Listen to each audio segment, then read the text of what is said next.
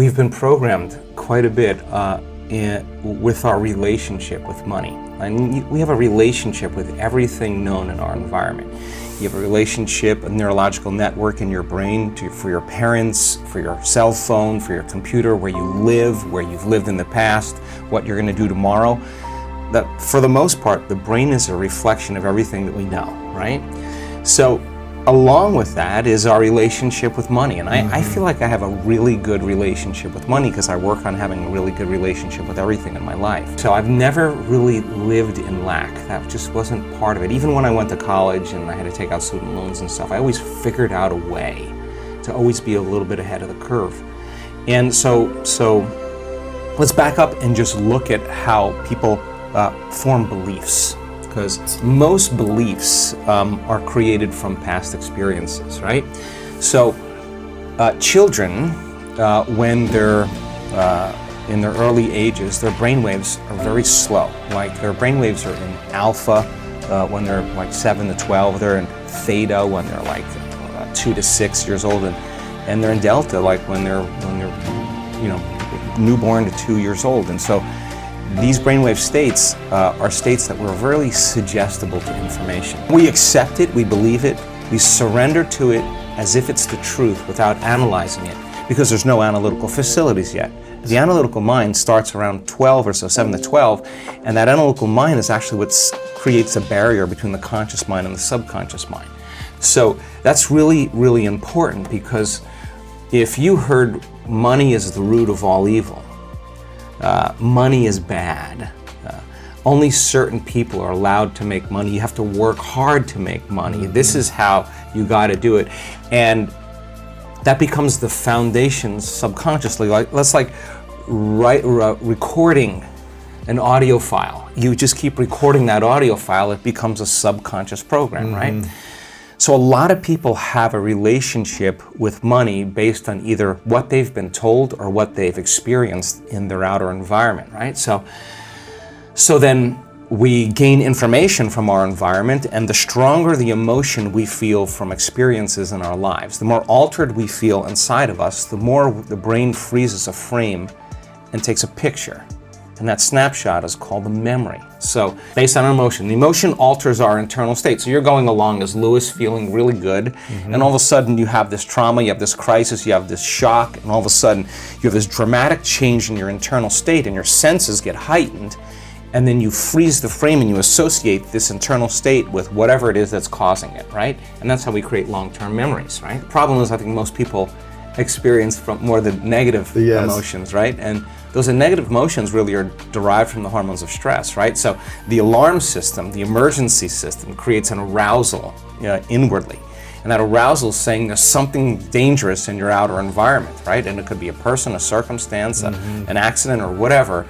And that change in emotional state causes you to remember the event. You got to pay attention, right? You got to stay really and narrow your focus on the cause. So think about people who have relationships with money, right, from the past. All beliefs are based on past experiences. So you have an experience where you lose money, you have an experience where money's taken away from you, you have an experience where you don't have enough, you're living in a place where there's not enough money, or a family that's not enough money. Then the emotion that most people are living by on a moment-to-moment basis is lack. Like, I'm in lack of having something that I want. Okay?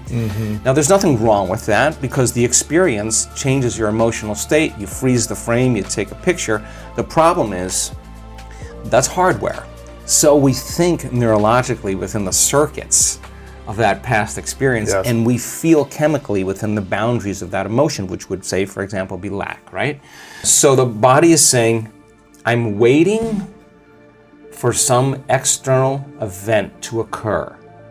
I win the lottery, I marry the right guy, whatever it is, that you're waiting for that event to occur. That experience produces an emotion.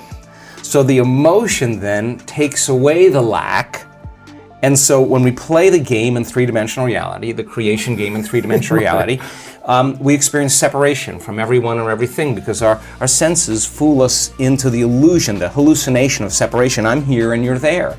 I'm here and the door is over there. So I'm aware that I'm here at one point of consciousness and the door is over there, another point of consciousness. Okay, so in order for me to get from here to the door, I got to move my body and do something through space. I got to do something, and everything in this three-dimensional reality is going to take time and energy. Here's Lewis right here, and then he says, okay, I want this experience in my future, and your brain automatically predicts and projects how far in the future you think it's going to take. Maybe it's a year, 5 years, 10 years. 30 years, right? Because that's what it's going to take to pay off that house, right? So now, one point of consciousness, I'm here. The other point of consciousness is where I'm placing my dream. So I'm separate from that experience. So then how do I get to that experience? In three-dimensional reality, you got to get up and you got to do something. You got to go to work. Yeah. You got to drive to work. It takes energy. You got to fill your car with gas. You got to eat food. You got to work. You know, all this stuff. You got to sleep. You got to recover if there's stress. And now people are, in a sense, waiting for the experience that's 10 years down the road or 30 years down the road to happen, to take away the lack of them not having it. And unfortunately, many times when the experience finally occurs, they can't enjoy it because they're too exhausted, right? Right. So you play the game, you go to school, you study really hard, or you study on your own, you develop some skills, you make the right choices, you start saving money, you start learning from your mistakes, and then the game is how many things can you accumulate, and that accumulation then you associate with being wealthy or being abundant or being successful, right? And some people get really good at it, right? You can get really good at that. But for the most part though, when we create from three-dimensional reality, we're creating from lack and separation. In other words, you're driving down the road and you see someone driving a car that all of a sudden you realize that you don't have. The moment you become aware that that person has that car and you don't have it, you're in lack of having it, right? So what the brain naturally does is it naturally creates you driving that car. And you have an image of yourself driving that car and you start identifying, wow, that would be a greater experience for me to have. The problem is the distance between the thought of what you want and the experience of actually happening for most people is the concept called time, right? Between cause and effect, right? So some people develop the ability to manage themselves and manage their life. They develop certain skills and they can pay for it and they can get it very quickly. The problem is when the novelty of that experience wears off, you know, the car, and they're no longer identifying with that, and the feeling of emptiness and lack comes back, they need to find something else. They got to go and find something else. And so there's this game that goes on where you never have enough, right? And that's the lack game, right? So then if you think about people having the things they want in their life, when they create from lack and separation, it's the experience in three-dimensional reality that produces the emotion, and the emotion is saying, let's feel and experience this thing that you've been in lack and separation from, and that emotion then takes away the lack or separation. But you've worked really hard to get it, okay? Nothing wrong with that. Is there another way to do it? Yes. Okay, so the person who's living in lack is waiting for their wealth to feel abundant. They're waiting for their success to feel empowered. They're waiting for their healing to feel gratitude. They're waiting for their new relationship to feel love. They're waiting for their mystical experience to feel awe. That's the Newtonian model of reality, of cause and effect. You know, waiting for that event to happen to take away this separation or lack. Nothing wrong with it. It's the way most people create. But what we've discovered is actually something else. The moment you feel gratitude, your healing begins. The moment you feel worthy and abundant, you're generating wealth. The moment you're empowered, you are moving towards your success. The moment you're in love with yourself and you're in love with life, you'll create an equal. The moment you are in awe of life, you're going to have a mystical experience.